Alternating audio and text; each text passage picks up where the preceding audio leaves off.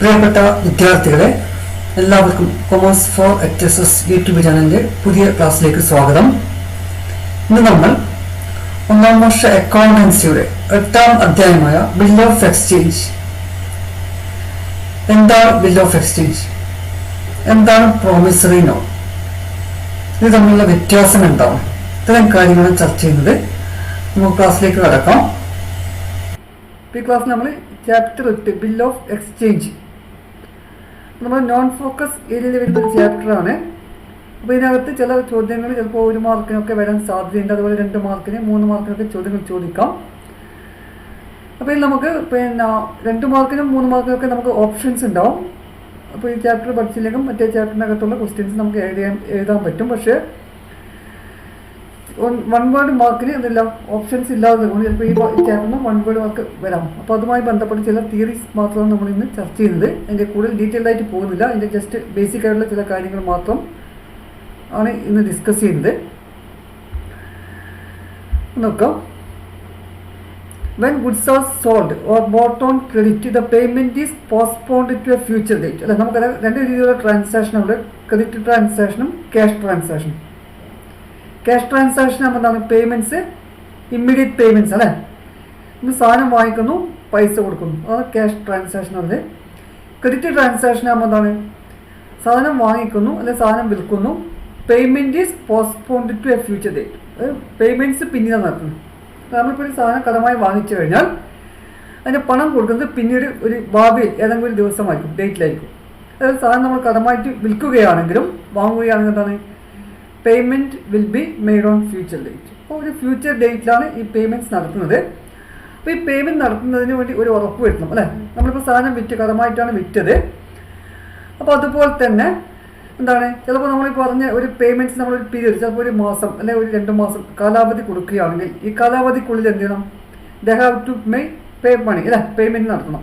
അപ്പോൾ ഈ പേയ്മെൻറ്റ് ചിലപ്പോൾ നടത്തുന്നത് ഡിലേ ഒഴിവാക്കാനോ അല്ലെ ഡിഫോൾട്ട് ഉണ്ടാകും, മിസ്റ്റേക്ക് വരാതിരിക്കുന്നതിന് വേണ്ടിയോ നമ്മൾ തയ്യാറാക്കുന്ന ഒരു instrument. To avoid the possibility of delay or default, an instrument of credit is used which assures that the payment shall be made according to the agreed conditions. അപ്പോൾ ഒരു conditions പറഞ്ഞിട്ടുണ്ടാവും അല്ലെങ്കിൽ ഒരു എഗ്രിമെൻ്റ് ഉണ്ടാവും. അപ്പോൾ ആ എഗ്രിമെൻറ്റിലൂടെ എന്ത് ചെയ്യാം, ഭാവിയിലുള്ള പേയ്മെൻറ്റ്സ് ഉറപ്പുവരുത്താം. നേരത്തെ പറഞ്ഞു, ക്രെഡിറ്റ് ട്രാൻസാക്ഷൻ ആകുമ്പോൾ പേയ്മെൻറ്റ്സ് എന്താണ്, ഫ്യൂച്ചർ ഡേറ്റിലാണ്. അപ്പോൾ നമ്മളൊരു കാലാവധി പറഞ്ഞു കഴിഞ്ഞാൽ ആ കാലാവധിക്കുള്ളിൽ ഇപ്പോൾ പേയ്മെൻറ്റ് നടത്താതിരിക്കാനുള്ള ഡിലേ, അതായത് കാലതാമസം ഉണ്ടാകുന്നത് ഒഴിവാക്കാം. അതുപോലെ ഡിഫോൾട്ട്, പേയ്മെൻറ്റ്സ് നടത്താതിരിക്കുന്നത്, അങ്ങനെ ഒഴിവാക്കുന്നതിന് വേണ്ടിയോ അല്ലെങ്കിൽ എന്ത് ചെയ്യുക, പേയ്മെൻറ്റിൽ ഉണ്ടാകുന്ന കാലതാമസം ഒഴിവാക്കുന്നതിന് വേണ്ടിയോ നമ്മൾ തയ്യാറാക്കുന്ന ഒരു ഇൻസ്ട്രുമെൻറ്റ്, ഒരു ഉപകരണമാണ് എന്താ പറയുന്നത്, ഒരു ഉപകരണം ആവശ്യമായി വരുന്നു. അങ്ങനെയുള്ള ഒരു ഉപകരണങ്ങളെയാണ് നമ്മൾ ബിൽ ഓഫ് എക്സ്ചേഞ്ച് കൊണ്ട് ഉദ്ദേശിക്കുന്നത്. ഇപ്പോൾ ഇവിടെ വരുന്ന in India credit instruments are popularly known as hundis. അതിനുവേണ്ടി നമ്മൾ ഉപയോഗിക്കുന്നത്, പണ്ട് കാലങ്ങളിൽ ഉപയോഗിച്ചിരുന്ന ഒരു ക്രെഡിറ്റ് ഇൻസ്ട്രുമെൻ്റ് ആണ് ഹുണ്ടീസ് എന്ന് പറയുന്നത്. Hundis R written in Indian languages. അപ്പോൾ ഇന്ത്യൻ ലാംഗ്വേജസിലാണ് എഴുതിയത്, ഹിന്ദി, മറാഠി, അങ്ങനെയുള്ള മലയാളം, അങ്ങനെ നമ്മുടെ ഇന്ത്യൻ ലാംഗ്വേജുകളിൽ തയ്യാറാക്കിയിരുന്ന ഒരു ക്രെഡിറ്റ് ഇൻസ്ട്രുമെൻ്റ് ആണ്. ഒരു കടം നമ്മൾ കൊടുക്കുമ്പോൾ പൈസ പേയ്മെൻറ്റ്സ് ഉറപ്പുവരുത്തുന്നതിന് വേണ്ടി തയ്യാറാക്കുന്ന ഒരു ഉപകരണം ആണ് ഹുണ്ടീസ് എന്ന് പറയുന്നത്. പഴയ കാലങ്ങളിൽ ഉപയോഗിച്ചിരുന്ന ഒരു ക്രെഡിറ്റ് ഇൻസ്ട്രുമെൻ്റ് ആണ് ഇന്ത്യയിൽ. ഇത് പ്രധാനമായിട്ടും ഇന്ത്യൻ ഭാഷകളിലാണ് തയ്യാറാക്കപ്പെട്ടിരുന്നത്. അപ്പോൾ അതിൻ്റെ ഒരു എക്സാമ്പിളാണിത്, അതിൻ്റെ ഒരു ഫോമാറ്റ്, അതിൻ്റെ ഒരു സാമ്പിളാണ് ഇവിടെ കാണിച്ചിരിക്കുന്നത്. ഇപ്പോൾ പറഞ്ഞാൽ nowadays this instrument of credit are called bill of exchange or promissory note. പക്ഷേ ഇപ്പോൾ അതിനെ വിളിക്കുന്ന പേരെന്താണ്, ബിൽ ഓഫ് എക്സ്ചേഞ്ച്, ആശയവിനിമയ ബിൽ എന്നറിയും, അല്ലെങ്കിൽ promissory notes. Nowadays these instruments of credit are called bill of exchange or promissory note. അപ്പോൾ നമ്മൾ ഇന്ന് അതിനെ വിളിക്കുന്ന പേര് ബിൽ ഓഫ് എക്സ്ചേഞ്ച് അല്ലെങ്കിൽ പ്രോമിസറി നോട്ട്സ് എന്നാണ്. ഇപ്പോൾ ക്രെഡിറ്റ് ഇൻസ്ട്രുമെൻ്റ്, അതായത് നമ്മൾ സാധനം വിൽക്കുകയോ വാങ്ങുകയോ ചെയ്യുമ്പോൾ അതിൻ്റെ പേയ്മെൻറ്റ്സിൻ്റെ ഡിലേ ഉണ്ടാകുന്നത് ഒഴിവാക്കുന്നതിന് വേണ്ടിയും അല്ലെങ്കിൽ പേയ്മെൻറ്റ്സ് ഡിഫോൾട്ട് അല്ലേ, എന്താണ് അതിൽ പേയ്മെൻറ്റ് നടത്താതിരിക്കുന്നതിന് ഉണ്ടാകുന്ന സാഹചര്യം ഒഴിവാക്കുന്നതിന് വേണ്ടിയും തയ്യാറാക്കപ്പെടുന്ന ക്രെഡിറ്റ് ഇൻസ്ട്രുമെൻ്റ് ആണ് ബിൽ ഓഫ് എക്സ്ചേഞ്ച് അല്ലെങ്കിൽ പ്രോമിസറി നോട്ട് എന്ന് പറയുന്നത്. In India these instruments are governed by the Indian negotiable instrument act 1881. അപ്പോൾ നമ്മളൊന്ന് ഓർമ്മിച്ചോ, Indian negotiable instrument act. Bill of എക്സ്ചേഞ്ചിനെ ഗവേൺ ചെയ്യുന്ന ആക്ട് എന്ന് പറയുന്നത് ഇന്ത്യൻ നെഗോഷ്യബിൾ ഇൻസ്ട്രുമെന്റ് ആക്ട് ആണ്. ഇത് ചിലപ്പോൾ ഒരു മാർക്കൊക്കെ ചോദിക്കാം. അപ്പോൾ ടേം ഒന്ന് ഓർമ്മിച്ച് നോക്കുക, Indian negotiable instrument act 1881, year കൂടി ഒന്ന് ഓർമ്മിച്ച് നോക്കാം. ഇപ്പോൾ നോക്കാം meaning of bill of exchange. അപ്പോൾ എന്താണ് bill of exchange? Bill of exchange is N instrument in writing. അപ്പോൾ നോക്കുക, ഇൻസ്ട്രുമെന്റ് ഇൻ റൈറ്റിംഗ്, എഴുതപ്പെട്ട ഒരു ഇൻസ്ട്രുമെന്റ് ആണ്, ഉപകരണമാണ്. Containing N unconditional order. എന്താണ് കണ്ടീഷനില്ല, ഉപാധികളില്ലാതെ ഓർഡർ. ഓർഡർ എന്ന് പറഞ്ഞാൽ ആജ്ഞ അല്ലേ, ആജ്ഞയാണ്. അൺകണ്ടീഷണൽ, ഉപാധികളൊന്നുമില്ല, ഉപാധികളില്ലാതെയുള്ള ഒരു ആജ്ഞയാണ്. എന്തിനു വേണ്ടിയാണ്? Signed by the maker. അത് ആരാണോ തയ്യാറാക്കിയത് അയാൾ സൈൻ ചെയ്തിരിക്കണം. ഇനി എന്താണെന്ന് പറയുന്നത്, ഡയറക്റ്റിംഗ് എ സർട്ടൻ പേഴ്സൺ. ഒരാളെ ഡയറക്റ്റ് ചെയ്യുക, ഒരാളെ നമ്മൾ എന്താണ് ഡയറക്റ്റ് ചെയ്യണം, അയാൾ അങ്ങോട്ടേക്ക് എന്ത് ചെയ്യുക, നയിക്കുകയാണ് അല്ല. To pay a certain sum of money. എന്തിനു വേണ്ടിയാണ്? ഒരു നിശ്ചിത തുക അടക്കുന്നതിന് വേണ്ടി അല്ലേ. Only to or to the order of certain person. ഒരു പ്രത്യേക വ്യക്തിക്കോ അല്ല ആ വ്യക്തിയുടെ നിർദ്ദേശപ്രകാരം മറ്റാർക്കെങ്കിലും വേണ്ടിയോ, or to the bearer of the instrument, അല്ലെങ്കിൽ ആ ഉപകരണം അയാളുടെ കയ്യിലാണുള്ളത്, കൈവശക്കാരനോ നിശ്ചിത തുക നൽകുന്നതിന് വേണ്ടി ഉണ്ടാക്കുന്ന ഒരു ഓർഡർ. ആ ഓർഡറിനെ നമ്മൾ എന്താ ബിൽ ഓഫ് എക്സ്ചേഞ്ച് എന്നാണ്. അപ്പോൾ ബിൽ ഓഫ് എക്സ്ചേഞ്ച് എന്താണ്? ഒരു നിശ്ചിത തുക ഒരു പ്രത്യേക വ്യക്തിക്കോ അല്ല അയാൾ നിർദ്ദേശിക്കുന്ന ആളുകൾക്കോ അല്ലെങ്കിൽ ഈ ഇൻസ്ട്രുമെന്റ് കൈവശം വെക്കുന്ന ആളിനോ നിശ്ചിത പീരീഡിന് ശേഷം കൊടുക്കാൻ വേണ്ടി ഉപാധികളൊന്നും ഇല്ലാതെ ഉണ്ടാക്കുന്ന ഒരു ആജ്ഞ. അപ്പോൾ സൈൻ ചെയ്യുന്നു, ഉണ്ടാക്കുന്ന ആൾ സൈൻ ചെയ്യുകയും ചെയ്യുമ്പോൾ അങ്ങനെ ഉണ്ടാകുന്ന ഒരു ഇൻസ്ട്രുമെന്റാണ് നമ്മൾ എന്താ പറയുക, ബിൽ ഓഫ് എക്സ്ചേഞ്ച്. അപ്പോൾ ഇവിടെ പ്രധാനമായിട്ടും വരുന്നത് എന്താണ്? ഇറ്റ് എൻ അൺകണ്ടീഷണൽ ഓർഡർ, ഉപാധികളൊന്നും ഇല്ലാതെ ഒരു ആജ്ഞയാണ്. രണ്ട്, സൈൻഡ് ബൈ ദ മേക്കർ, ആരാണോ ഉണ്ടാക്കുന്നത് അത് തയ്യാറാക്കുന്ന ആരാണോ അവരെന്ത് ചെയ്യണം, സൈൻ ചെയ്തിരിക്കണം. പിന്നെ directing a certain person to pay a certain sum of money. അതായത് ഒരു പ്രത്യേക ആളെ നമ്മൾ ഡയറക്റ്റ് ചെയ്യുക, നിർദ്ദേശിക്കുക. എന്തിനു വേണ്ടിയാണ്? To pay a certain sum of money, ഒരു നിശ്ചിത തുക കൊടുക്കുന്നത്. ആർക്കാണ്? ഓൺലി ടു, ഒരിക്കലും ഒരു പ്രത്യേക വ്യക്തിക്കോ, or to the order of a certain person, ആ വ്യക്തികൾ പറയുന്ന മറ്റാർക്കെങ്കിലുമോ, അല്ലെങ്കിൽ ഈ ഇൻസ്ട്രുമെന്റ് ആരുടെ കൈവശമാണോ ഉള്ളൂ അയാൾക്കോ ഒരു നിശ്ചിത തുക നൽകുന്നതിന് വേണ്ടി കൊടുക്കുന്ന ഒരു ആജ്ഞയാണ് നമ്മൾ എന്താ പറയുക, ബിൽ ഓഫ് എക്സ്ചേഞ്ച് എന്ന് പറയും. ഇപ്പോൾ ബിൽ ഓഫ് എക്സ്ചേഞ്ച് ഒരു ഫോർമാറ്റാണിത്. ഇപ്പോൾ നോക്കാം, നമുക്ക് ഇവിടെ എമൗണ്ട് പറയുന്നുണ്ട്, ഡേറ്റ് ഓഫ് ഡ്രോയിങ്, അതായത് എപ്പോഴാണോ തയ്യാറാക്കുന്നത് അവരുടെ ഡേറ്റ് ഇവിടെ എഴുതുന്നു. പിന്നെ നെയിം ഓഫ് ഡ്രോയർ, ആരാണോ തയ്യാറാക്കുന്ന അയാളുടെ പേര്, എമൗണ്ട്, കൊടുക്കേണ്ട കണ്ടീഷൻ, എപ്പോഴാണ് കൊടുക്കേണ്ടത്, ഡീറ്റെയിൽസ് ഇവിടെ എഴുതുന്നു. ഇവിടെ സൈൻ ചെയ്യണം, ഇത് സ്വീകരിക്കുന്ന ആളും സൈൻ ചെയ്തിരിക്കണം. അപ്പോൾ ഇങ്ങനെയാണ് ഇതിൻ്റെ ബിൽ ഓഫ് എക്സ്ചേഞ്ചിൻ്റെ ഫോർമാറ്റ്. അതിൻ്റെ ഒരു ഫോർമാറ്റ് മാത്രമാണ്. ഇവിടെ നമുക്ക് കാണാൻ പറ്റും, ഇവിടെ എമൗണ്ട് എഴുതിയിട്ടുണ്ട് 4,50,000, പ്ലേസും ഡേറ്റ് ഇവിടെ എഴുതിയിട്ടുണ്ട്.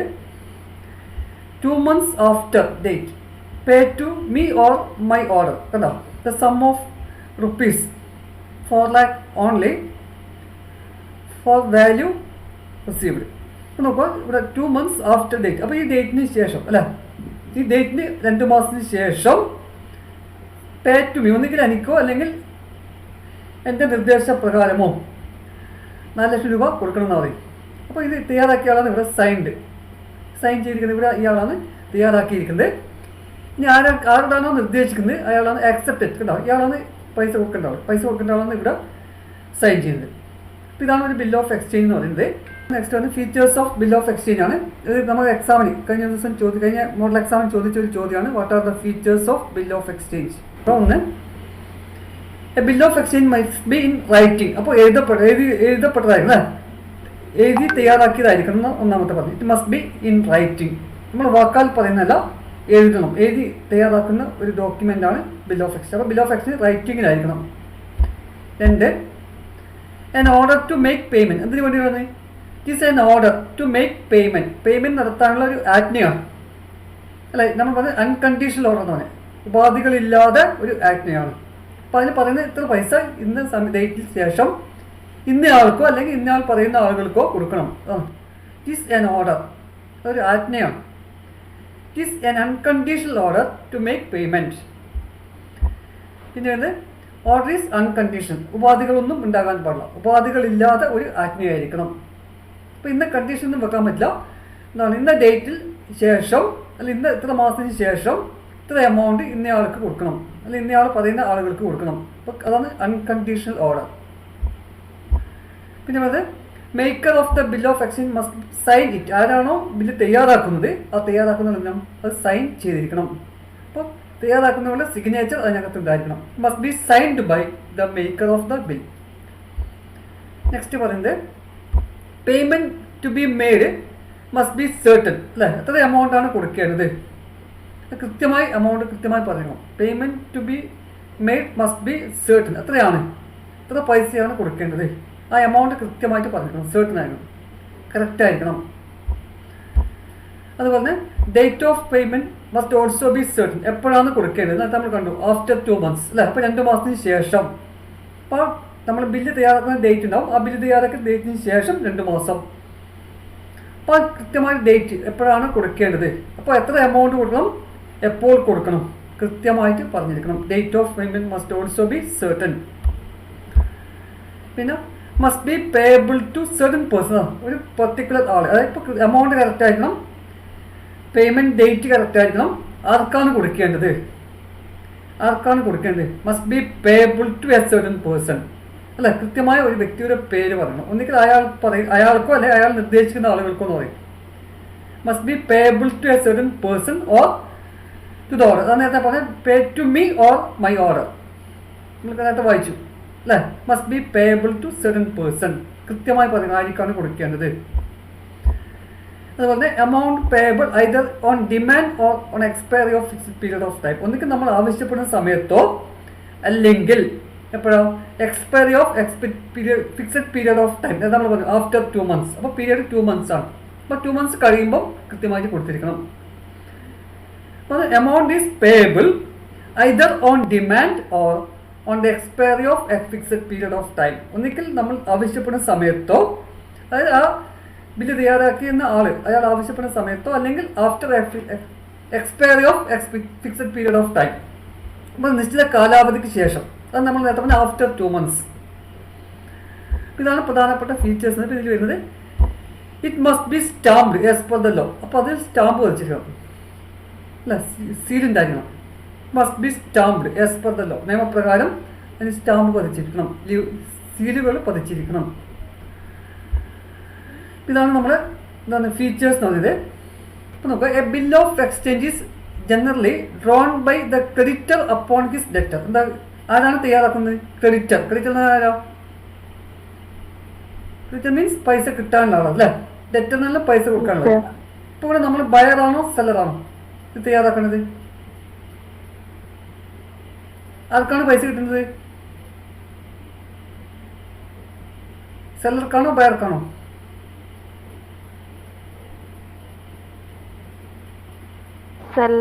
സെല്ലർ അല്ലേ, സെല്ലർക്കാണ് പൈസ. അപ്പോൾ സെല്ലറാണ് തയ്യാറാക്കുന്നത്, സെല്ലറാണ് ഇവിടെ ക്രെഡിറ്റർ അല്ലേ, സെല്ലർക്കാണ് പൈസ കിട്ടുന്നത്. ബയറാണ് ഡെറ്റർ അല്ലെ, പൈസ കൊടുക്കാനുള്ള ആള്. പൈസ കൊടുക്കുന്ന ആരാണ്, ബയറാണ് അല്ലേ. അപ്പോൾ ബയറാണ് നമ്മളിവിടെ ഡെറ്റർ എന്ന് പറയുന്നത്, സെല്ലറാണ് ക്രെഡിറ്റർ. ഇപ്പോൾ തയ്യാറാക്കുന്നത് ആരാണ്, prepared by seller or creditor. അപ്പോൾ അങ്ങനെ ചോദിക്കാം, a bill of exchange is prepared by dash seller, buyer, customer, അങ്ങനെ പല ആൻസർ വരാം. അപ്പോൾ സെല്ലർ അല്ലെങ്കിൽ ക്രെഡിറ്റർ. അപ്പോൾ അത് ഒരു മാർക്കും ചോദിക്കാനുള്ള സാധ്യതയുണ്ട്. A bill of exchange is generally drawn by dash, ഒന്നുകിൽ ക്രെഡിറ്റർ അല്ലെങ്കിൽ സെല്ലർ. ബിൽ ഓഫ് എക്സ്ചേഞ്ച് തയ്യാറാക്കുന്ന ആരാണ്, സെല്ലറാണ് അല്ലെങ്കിൽ ക്രെഡിറ്റർ. ആരുടെ പേരിലാണ് തയ്യാറാക്കുന്നത്, ഡെറ്റർ. അത് ഡെറ്റർ പൈസ കൊടുക്കണം എന്നാണ് അർത്ഥം. ഡെറ്റർ ക്രെഡിറ്റർക്ക് ഒരു പർട്ടിക്കുലർ ഡേറ്റിന് ശേഷം അല്ലെ പർട്ടിക്കുലർ പീരിയഡിന് ശേഷം നിശ്ചിത തുക നൽകണം എന്നാണ് ആ ഓർഡറിൽ പറയാം. അപ്പോൾ it is prepared by seller or creditor upon his debtor or buyer. അപ്പോൾ സെല്ലർ ബയറുടെ പേരിലാണ് തയ്യാറാക്കുന്നത്. It has to be accepted by the debtor or someone on his behalf. അപ്പോൾ ഇത് ക്രെഡിറ്റർ നമ്മൾ തയ്യാറാക്കി, ക്രെഡിറ്ററാണ് തയ്യാറാക്കുന്നത്, സെല്ലർ അല്ലെങ്കിൽ ക്രെഡിറ്റർ, സെല്ലർ അല്ലെങ്കിൽ ക്രെഡിറ്ററാണ് തയ്യാറാക്കുന്നത്. ഇപ്പോൾ സെല്ലർ അല്ലെങ്കിൽ ക്രെഡിറ്റർ തയ്യാറാക്കി കഴിഞ്ഞാൽ അത് ആരെ അക്സെപ്റ്റ് ചെയ്യണം? ഡെറ്റർ അക്സെപ്റ്റ് ചെയ്യണം അല്ലേ, ബയർ അക്സെപ്റ്റ് ചെയ്യണം. അപ്പോൾ ബയർ അത് സൈൻ ചെയ്ത് അക്സെപ്റ്റ് ചെയ്യണം, എന്നാൽ മാത്രമേ അത് എന്താകുന്നു ബിൽ ഓഫ് എക്സ്ചേഞ്ച് മാറുന്നുള്ളൂ. അപ്പോൾ it has to be accepted by the debtor. അത് രണ്ട് സൈഡിൽ നേരത്തെ കണ്ടു, ഡെറ്ററും ഒപ്പിടണം ക്രെഡിറ്ററും ഒപ്പിടണം അതിനകത്ത്. അപ്പോൾ ക്രെഡിറ്റർ സൈൻ ചെയ്തിട്ട് ആർക്ക് അയച്ചു കൊടുക്കണം? ഡെറ്റർക്ക് അയച്ചു കൊടുക്കും. ഡെറ്റർ അത് സൈൻ ചെയ്ത് തിരിച്ച് ക്രെഡിറ്റർക്ക് അയച്ചു കൊടുക്കണം. അപ്പോൾ അത് ആരുടെ കയ്യിലുണ്ടോ? ക്രെഡിറ്ററുടെ കയ്യിലാണ് ഉണ്ടായിരിക്കുക. അല്ല, മറ്റൊരു രീതിയിൽ പറഞ്ഞാൽ സെല്ലർ തയ്യാറാക്കുന്നു, സെല്ലർ അതിനകത്ത് സൈൻ ചെയ്യും, ഇത് ബയർക്ക് അയച്ചു കൊടുക്കുന്നു, ബയർ അത് സൈൻ ചെയ്തിട്ട് ആക്സെപ്റ്റ് ചെയ്തിട്ട് സൈൻ ചെയ്യണം, സൈൻ ചെയ്ത് തിരിച്ചിട്ട് ആർക്ക് അയച്ചു കൊടുക്കും? സെല്ലർക്ക് തിരിച്ചയച്ചു കൊടുക്കും. അപ്പോൾ സെല്ലറുടെ കയ്യിലാണ് ഈ ബിൽ ഓഫ് എക്സ്ചേഞ്ച് ഉണ്ടായിരിക്കുക. അപ്പോൾ it must B draft till it's acceptance. അപ്പോൾ നമ്മളൊരു സെല്ലർ, ഇപ്പോൾ സെല്ലർ ഒരു സാധനം വിറ്റു, അയാൾ ഒരു ബില്ല് തയ്യാറാക്കി ബയർക്ക് അയച്ചു കൊടുത്തു, ബയർ അത് ആക്സെപ്റ്റ് ചെയ്യുന്നില്ല എങ്കിൽ അതെന്താണ്? It is not a bill of exchange. Buyer accept ചെയ്താൽ മാത്രമേ അതെന്താവുള്ളൂ? ബിൽ ഓഫ് എക്സ്ചേഞ്ച് ആകുന്നുള്ളൂ. ബയർ ആക്സെപ്റ്റ് ചെയ്യാത്തോളം ഇറ്റ് ഈസ് എ ഡ്രാഫ്റ്റ്, അതിന് പറയുന്ന പേര് ഡ്രാഫ്റ്റ് എന്ന്. അപ്പോൾ ബയർ ആക്സെപ്റ്റ് ചെയ്താൽ മാത്രമേ എന്താകുന്നുള്ളൂ? ബിൽ ഓഫ് എക്സ്ചേഞ്ച് ആയി മാറുന്നുള്ളൂ. മനസ്സിലായി? It is just A draft till it's acceptance. അത് ബയർ ആക്സെപ്റ്റ് ചെയ്യുന്നത്, സ്വീകരിക്കുന്നത് വരെ എന്താണ്? ഒരു ഡ്രാഫ്റ്റ് മാത്രം. എപ്പോഴും അത് ഒരു ബിൽ ഓഫ് എക്സ്ചേഞ്ച് ആകുന്നു when it is accepted by the buyer or debtor. ഈ parties of a bill of exchange, ഇതും സാധാരണ ചോദിക്കാറുള്ള ചോദ്യമാണ്. Parties to a bill of exchange, bill of എക്സ്ചേഞ്ചിൽ ഉണ്ടാകുന്ന പാർട്ടീസ് ആരൊക്കെയാണ്? അപ്പോൾ ഒന്ന് പറയുന്നത് ഡ്രോയർ. ഡ്രോയർ എന്താണ്? Maker of the bill of exchange. അപ്പോൾ maker of the bill of exchange ആരാണ്? ആരാ ബില്ല് തയ്യാറാക്കുന്നത്? സെല്ലർ അല്ലേ. അപ്പോൾ സെല്ലറാണ് drawer. Seller is the drawer. അങ്ങനെയും ചോദിക്കാം. ഇപ്പോൾ drawer is dash, seller, buyer, customer, അങ്ങനെ ഓർക്കാം. അപ്പോൾ ഇറ്റ് ഈസ് സെല്ലർ. സെല്ലർ അല്ലെങ്കിൽ ക്രെഡിറ്റർ അല്ലേ. അപ്പോൾ സെല്ലറാണ് ബില്ല് തയ്യാറാക്കുന്നത്. അപ്പോൾ തയ്യാറാക്കുന്ന ആളെ നമ്മൾ വിളിക്കുന്ന പേര് ഡ്രോയർ എന്നാണ്. അപ്പോൾ seller is the drawer. Seller or creditor can draw a bill of exchange. അപ്പോൾ സെല്ലർ അല്ലെങ്കിൽ ക്രെഡിറ്ററാണ് ബിൽ ഓഫ് എക്സ്ചേഞ്ച് തയ്യാറാക്കുന്നത്. So we can say seller or creditor as the drawer. Drawer has to sign it. നേരത്തെ പറഞ്ഞു, it must be signed by the maker. ആരാണ് തയ്യാറാക്കുന്ന ആൾ sign ചെയ്തിരിക്കണം. അപ്പോൾ drawer must sign the bill. ഇപ്പോൾ നമ്മൾ ഡ്രോയർ എന്ന് പറഞ്ഞതേ ഉള്ളൂ. Who makes the bill? ആരാണോ ബില്ല് തയ്യാറാക്കുന്നത്, ആ ബില്ല് തയ്യാറാക്കുന്ന ആളുകളെ വിളിക്കുന്ന പേരാണ് ഡ്രോയർ. സാധാരണ രീതിയിൽ നമ്മൾ പറഞ്ഞു സെല്ലർ അല്ലെങ്കിൽ ക്രെഡിറ്ററാണ് ബില്ല് തയ്യാറാക്കുന്നത്. So we can say seller or creditor is the drawer. Drawer must sign the bill. Drawer ആ ബില്ല് സൈൻ ചെയ്തിരിക്കണം. ഈ രണ്ടാമത്തേത് ഡ്രോയിങ് ആണ്. ഡ്രോയിങ് മീൻസ് എന്താണ്? The person upon whom the bill of exchange is drawn. ആരുടെ പേരിലാണോ bill എഴുതുന്നത്, അപ്പോൾ ആരുടെ പേരിലാണോ ബില്ല് തയ്യാറാക്കുന്നത്, അയാളെ നമ്മൾ എന്ത് വിളിക്കുക? ഡ്രോയി എന്ന് വിളിക്കുന്നു. അപ്പോൾ drawee is the person upon whom the bill of exchange is drawn. ആരുടെ പേരിലാണ് നമ്മൾ ബില്ല് എഴുതുക? അപ്പോൾ ആരുടെ പേരിലാണ് ബിൽ ഓഫ് എക്സ്ചേഞ്ച് തയ്യാറാക്കുന്നത്? ഡെപ്റ്റർ അല്ലേ, ഓർ ബയർ. അപ്പോൾ പൈസ തരാനുള്ള ആളുടെ പേരിലാണ് ബില്ല് തയ്യാറാക്കുന്നത്. അപ്പോൾ ബയർ അല്ലെങ്കിൽ ഡെറ്റർ ഈസ് ദ ഡ്രോയി അല്ലേ. Purchaser or debtor of the goods is drawee. അപ്പോൾ ആരാണ് സാധനം വാങ്ങിച്ച ആൾ അല്ലേ, വാങ്ങിക്കുന്ന ആൾ. Purchaser or buyer or debtor of the goods is called drawee. അപ്പോൾ ആരാണ് സാധനം വാങ്ങിക്കുന്നത്, കടമായിട്ട് വാങ്ങിക്കുന്നത്. അപ്പോൾ സാധനം കടമായിട്ട് വാങ്ങിക്കുന്ന ആളുകളാണ് ആരായിട്ട് വരിക? ഡ്രോയി ആയിട്ട് വരിക. Purchaser or debtor or buyer. അപ്പോൾ അതും ചിലപ്പോൾ 1 മാർക്ക് ചോദിക്കാം. Dash is the drawee. Purchaser, supplier, seller അങ്ങനെ ചോദിക്കാം. അപ്പോൾ പർച്ചേസർ അല്ലെ, ബയർ ഓർ ഡെറ്റർ. മൂന്നാമത് വരുന്നത് പേയ്. പേയ് മീൻസ് എന്താണ്? The person to the amount is to be paid. ആർക്കാണോ പൈസ കൊടുക്കേണ്ടത്. അപ്പോൾ നമ്മൾ പറഞ്ഞ ഒരു പർട്ടിക്കുലർ ഡേറ്റ് അല്ലേ, ഫ്യൂച്ചറിൽ ഉണ്ടാകുന്ന ഒരു ഡേറ്റിലാണ് പൈസ കൊടുക്കുന്നത്. അപ്പോൾ ഫ്യൂച്ചർ ഡേറ്റിൽ ആർക്കാണോ പൈസ കൊടുക്കുന്നത് അയാളെ നമ്മൾ വിളിക്കാം പേയ് എന്ന് വിളിക്കാം. Is called payee. Payee may be payee ആരൊക്കെ ആകാം? The person to whom the payment is to be made. ആർക്കാണോ പൈസ കൊടുക്കേണ്ടത്. അപ്പോൾ ഇതിൻ്റെ ഒരു കാലാവധി ഉണ്ടാവും. നമ്മൾ നേരത്തെ 2 മാസം. അപ്പോൾ 2 മാസത്തിന് ശേഷം ആർക്കാണോ പൈസ കൊടുക്കേണ്ടത് ആ കൊടുക്കേണ്ട ആളുകളെ നമ്മൾ വിളിക്കുക പേയ് എന്ന് വിളിക്കും. പൈസ കിട്ടുന്ന ആളാണ് പേയ്. പേയ് ആരൊക്കെ ആകാം? Payee may be drawer if the bill is retained by the drawer. ഇപ്പം നമ്മളൊരു ബില്ല് തയ്യാറാക്കി, ഒരു സെലർ ഒരു ബില്ല് തയ്യാറാക്കി, 2 മാസത്തേക്കാണ് അതിൻ്റെ കാലാവധി. ഇപ്പോൾ അയാളെ കയ്യിൽ തന്നെ വെക്കുകയാണ്. 2 മാസം കഴിഞ്ഞാൽ ആർക്ക് പൈസ കിട്ടും? ഡ്രോയർക്ക് തന്നെ പൈസ കിട്ടും. സെലർ സാധനം വിറ്റാൾ വാങ്ങിയാളെ പേരിൽ ഒരു ബില്ല് തയ്യാറാക്കി, വാങ്ങിയാൾ സൈൻ ചെയ്തു, തിരിച്ച് അയാളെ കയ്യിൽ തന്നെ വന്നു. അയാൾ എന്ത് ചെയ്യുന്നത്? അയാളെ കയ്യിൽ തന്നെ വെക്കുകയാണ്. അപ്പോൾ ഈ പൈസ ആർക്ക് കിട്ടും?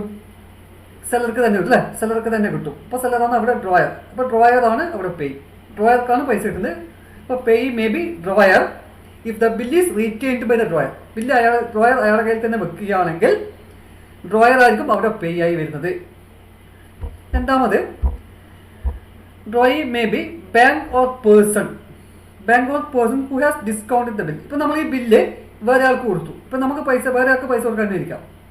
അപ്പോൾ നമ്മൾ പൈസ കൊടുക്കുന്നതിന് പോലെ എന്ത് ചെയ്യുന്നു? ഈ ബില്ല് അയാൾക്ക് കൊടുക്കും. നിങ്ങൾ 2 മാസം കഴിഞ്ഞിട്ട് മറ്റേ ആൾക്ക് പൈസ വാങ്ങിച്ചോ, അയാൾ എനിക്ക് പൈസ തരാണ്ട് ഈ ബില്ല് നിങ്ങൾ കാണിച്ചു കഴിഞ്ഞാൽ അവർക്ക് പൈസ. നമ്മളത് പത്ത് pay to me or my order. അപ്പോൾ എനിക്കോ അല്ലെങ്കിൽ ഞാൻ നിർദ്ദേശിക്കുന്ന ആളുകൾക്കോ എന്ന് അവർ പറയുന്നുണ്ട്.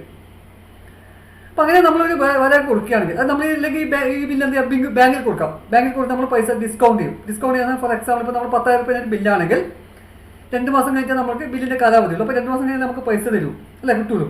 നമുക്ക് പൈസയുടെ പെട്ടെന്ന് ആവശ്യമുണ്ട്. നമ്മൾ എന്ത് ചെയ്യും? ഈ ബില്ല് ബാങ്കിൽ കൊണ്ടുപോകും. ബാങ്കിൽ ഡിസ്കൗണ്ട് ചെയ്യും. 10,000 രൂപ ഒരു 500 രൂപ ബാങ്ക് ഡിസ്കൗണ്ട് എടുത്ത് 9,500 രൂപ നമുക്ക് തരും. ബാങ്ക് എന്ത് ചെയ്യും? അതിൻ്റെ ഡേറ്റിൽ 10,000 രൂപ ബാങ്കിന് ഇയാളെ പോയിട്ട് മറ്റേ ആൾക്ക് എന്ത് ചെയ്യാം? ബാങ്കിൽ അടച്ചാൽ മതി. അപ്പോൾ അങ്ങനെ കൊടുക്കാം. അപ്പോൾ അങ്ങനെ വരുമ്പോൾ അവിടെ എന്താണ്? ബാങ്കാണ് പേയ്. അതേപോലെ നമ്മളിപ്പോൾ പൈസ വേറെ പൈസ കൊടുക്കാനുണ്ട്. പൈസ കൊടുക്കാനുള്ള ആളുകൾക്ക് നമ്മൾ എന്ത് ചെയ്യുന്നു? പൈസ കൊടുക്കുന്നതിന് വരെ ഈ ബില്ല് കൊടുക്കുന്നു. അപ്പോൾ അയാൾക്കാണ് അതിൻ്റെ പൈസ കിട്ടുക. അപ്പോൾ അയാളാണ് അവിടെ പേയ്. അതാണ് പേഴ്സൺ ഓർ ബാങ്ക് എന്ന് പറയും. മൂന്നാമത് ക്രെഡിറ്റർ. അപ്പോൾ if the bill is endorsed to creditor. നമ്മളിപ്പം പറഞ്ഞു ഒരു ആൾക്ക് പൈസ നമ്മൾ കൊടുക്കാനുണ്ട്. അപ്പോൾ ആ പൈസ നമ്മൾ പൈസ കൊടുക്കുന്നതിന് പകരം നമ്മൾ എന്ത്? അയാൾക്ക് പറയാൻ ഈ ബില്ല് നിങ്ങൾ എടുത്തോ, 2 മാസം കഴിഞ്ഞാൽ മറ്റേ ആൾ നിങ്ങൾക്ക് പൈസ തരും. ആ പൈസ നിങ്ങൾക്ക് വാങ്ങിക്കാം. അപ്പോൾ അങ്ങനെ കൊടുക്കുമ്പോൾ അതിന് പറയുന്ന പേരാണ് എൻഡോഴ്സ്മെൻറ്റ് ഓഫ് ബിൽ. നമ്മൾ ക്രെഡിറ്റേഴ്സിന് പൈസ കൊടുക്കുന്നതിന് പറയാൻ എന്ത് ചെയ്യാം? ബില്ല് നമ്മൾ ട്രാൻസ്ഫർ ചെയ്ത് കൊടുക്കാം. നമുക്ക് കിട്ടാനുള്ള പൈസ മറ്റൊരാളിലേക്ക് ട്രാൻസ്ഫർ ചെയ്യാം. അപ്പം ഫ്യൂച്ചർ ഡേറ്റിൽ എന്ത് ചെയ്യുന്നു? ഈ ക്രെഡിറ്റർ എന്ത് ചെയ്യും? മറ്റേ ഡെറ്റർക്ക് നിന്ന് പൈസ വാങ്ങിക്കും. അപ്പോൾ അങ്ങനെ ചെയ്യുന്ന പ്രോസസ്സിന് നമ്മൾ പറയുന്നതാണ് എൻഡോഴ്സ്മെൻറ്റ് ഓഫ് ബിൽ. ഇപ്പോൾ എൻഡോഴ്സ്മെൻറ്റ് ഓഫ് ബില്ലാണ് transfer of a bill to another creditor. മറ്റൊരു ക്രെഡിറ്റർക്ക് നമ്മൾ എന്ത് ചെയ്യാം?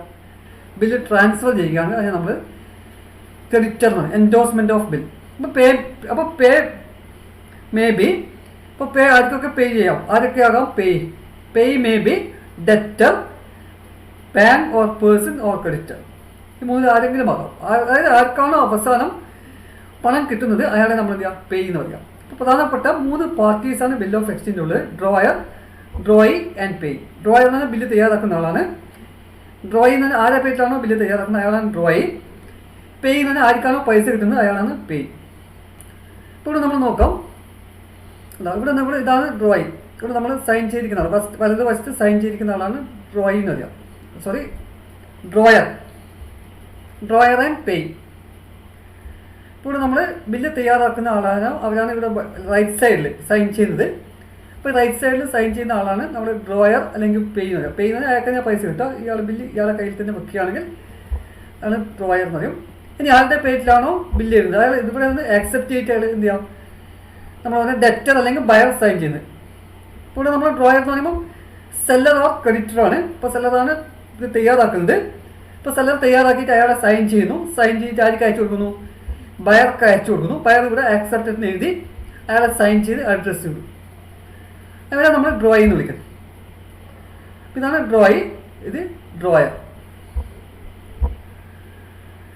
ഇനി പ്രോമിസറി നോട്ട്. എന്താണ് പ്രോമിസറി നോട്ട്? അപ്പോൾ ബിൽ ഓഫ് എക്സ്ചേഞ്ച് പോലെ തന്നെ മറ്റൊരു ഇൻസ്ട്രുമെൻ്റ് ആണ് promissory note. It is N instrument in writing containing N unconditional undertaking. എന്താ അണ്ടർടേക്കിംഗ് ആണ്? മറ്റേ കണ്ടീഷണൽ ഓർഡർ അല്ലേ? Bill of exchange it is an unconditional order. പക്ഷേ ഇവിടെ വ്യത്യാസം എന്താണ്? It is an unconditional undertaking. ബാക്കിയെല്ലാം നേരത്തെ പറഞ്ഞ പോലെ തന്നെയാണ്. അപ്പോൾ അണ്ടർടേക്കിംഗ് എന്ന് പറഞ്ഞാൽ അത് ഏറ്റെടുക്കുകയാണ്. ഞാൻ പേ ചെയ്യാം. മറ്റേത് നിങ്ങൾ പേ ചെയ്തിരിക്കണം. അതാണ് അതിൻ്റെ ഒരു വ്യത്യാസം അല്ലേ? Bill of exchange is an order. അത് പറയുന്നത് pay to me or my order, ഞാൻ എനിക്കോ അല്ലെങ്കിൽ ഞാൻ പറയുന്ന ആൾക്കോ പൈസ തന്നിരിക്കണം.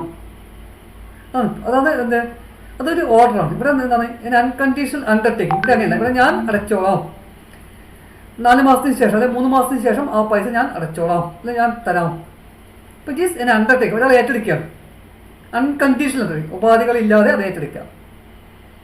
സൈൻഡ് ബൈ ദ മേക്കർ, നേരത്തെ പറഞ്ഞ പോലെ ആരാണോ തയ്യാറാക്കുന്നത് അയാൾ സൈൻ ചെയ്തിരിക്കണം. To pay certain sum of money, ഇപ്പോൾ ഒരു പൈസ നിശ്ചിത, നേരത്തെ പറഞ്ഞ പോലെ ഒരു നിശ്ചിത തുക നൽകാൻ വേണ്ടിയുള്ള ഏറ്റെടുക്കലാണ്.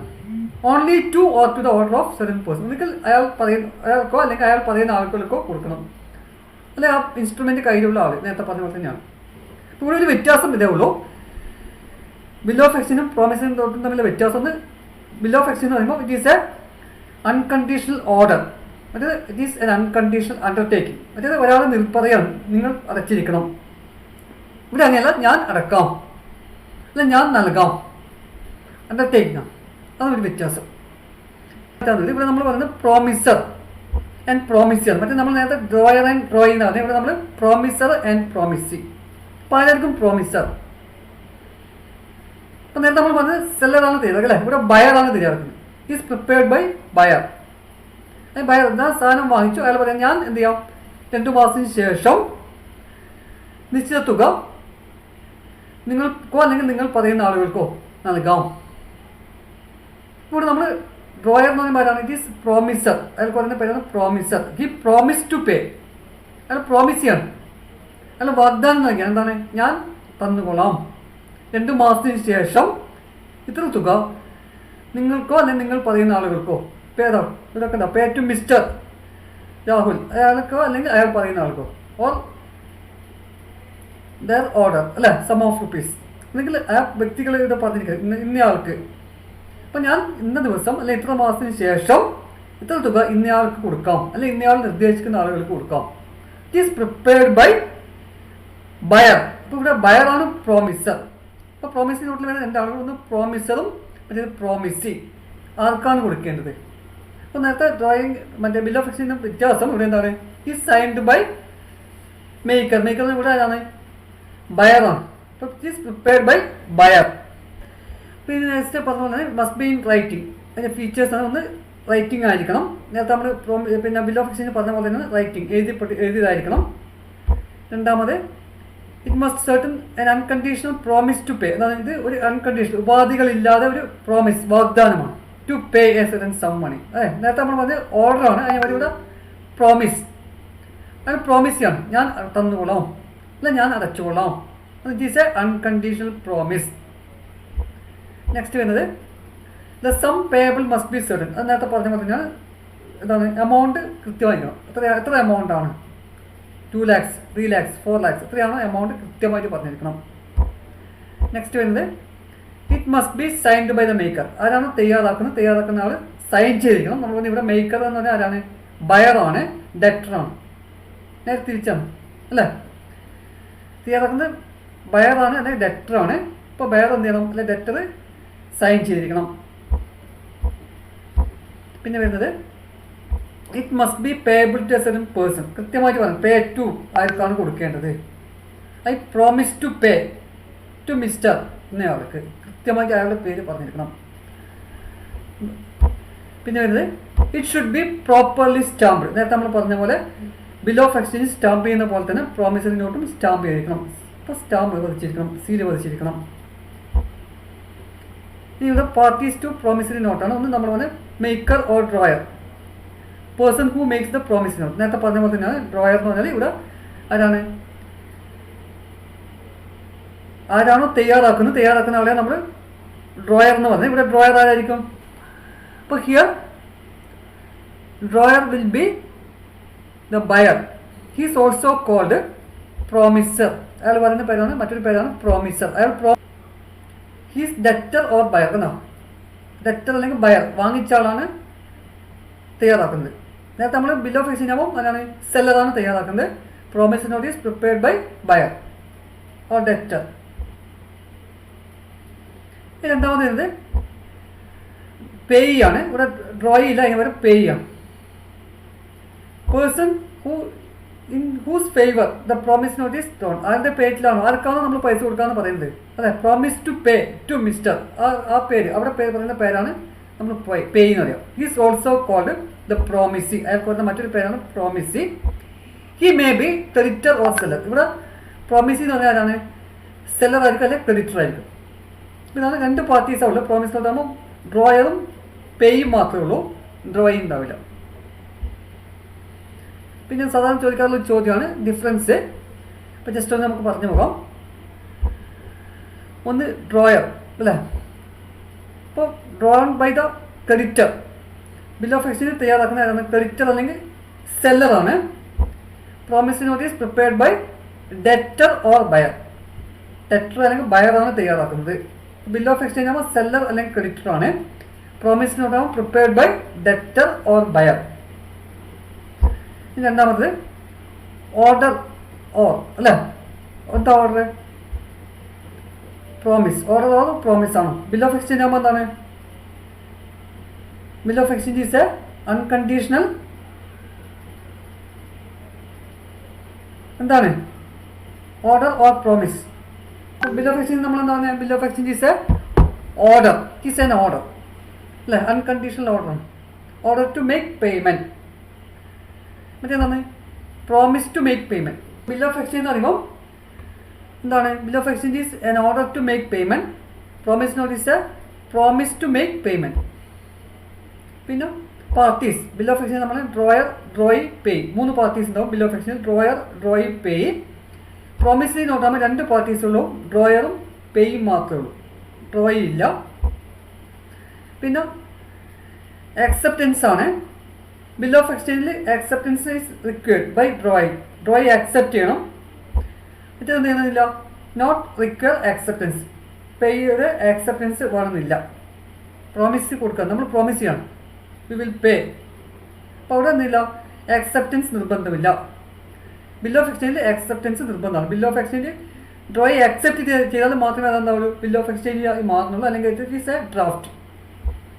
നെക്സ്റ്റ് വരുന്നത് പേ ആണ്. പേ ഒന്നുകിൽ ഡ്രോയർ ആകാം or payee can be the same. ഡ്രോയറും പേയും ഒരേ ആൾ തന്നെ ആയിരിക്കാം. പക്ഷെ ഇവിടെ അങ്ങനെയല്ല, ഡ്രോയറും പേയും രണ്ടാളാണ്. ഡ്രോയറിന് തയ്യാറാക്കുന്നത് ബയറാണ് ഡ്രോയർ, സെല്ലറാണ് പേ. ബിൽ ഓഫ് എക്സ്ചേഞ്ച് ആകുമ്പോൾ സെല്ലർ തന്നെ എന്താകും, ഡ്രോയറുമാകാം പേ ആകാം. അപ്പോൾ drawer can be payee in case of bill of exchange, but in case of promise note, drawer cannot be the payee. Notice. In case of dishonour notice is given. Bill of exchange dishonour ആയിരിക്കും, അതായത് നമ്മൾ ആ പറഞ്ഞ ഡേറ്റിൽ അയാൾ പൈസ ഇറക്കുന്നില്ലെങ്കിൽ അത് dishonour ആവും. Dishonour ആയിക്കഴിഞ്ഞാൽ എന്ത് ചെയ്യണം, നോട്ടീസ് അയച്ചിരിക്കണം.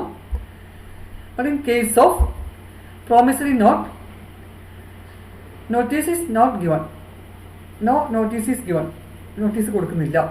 ഇത്രയാണ് അതിൻ്റെ പ്രധാനപ്പെട്ട ഡിഫറൻസ് വരുന്നത്. ഇന്നത്തെ ക്ലാസ്സിൽ നമ്മൾ ക്രെഡിറ്റ് ഇൻസ്ട്രുമെൻ്റ് ആയിട്ടുള്ള ബിൽ ഓഫ് എക്സ്ചേഞ്ച്, അതുപോലെ തന്നെ പ്രോമിസറി നോട്ട് എന്നിവ എന്താണെന്ന് പരിചയപ്പെട്ടു കഴിഞ്ഞു. ഈ ക്ലാസ് നിങ്ങൾക്ക് ഇഷ്ടപ്പെട്ടിട്ടുണ്ടാകുമെന്ന് കരുതുകയാണ്. ക്ലാസ് ഇഷ്ടപ്പെടുകയാണെങ്കിൽ ലൈക്ക് ചെയ്യാൻ മറക്കരുത്. നിങ്ങളുടെ കൂട്ടുകാരുമായിട്ട് ഷെയർ ചെയ്യണം. അതുപോലെ തന്നെ ഈ ചാനൽ സബ്സ്ക്രൈബ് ചെയ്യാത്തവർ സബ്സ്ക്രൈബ് ചെയ്യുക. ചാനൽ സബ്സ്ക്രൈബ് ചെയ്ത് കഴിഞ്ഞാൽ നിങ്ങൾക്ക് ഈ ചാനലിൽ വരുന്ന വീഡിയോകൾ നോട്ടിഫിക്കേഷനായിട്ട് ലഭിക്കുന്നതായിരിക്കും. എല്ലാവർക്കും ഈ ക്ലാസ് ശ്രദ്ധിച്ചതിന് നന്ദി. Thank you.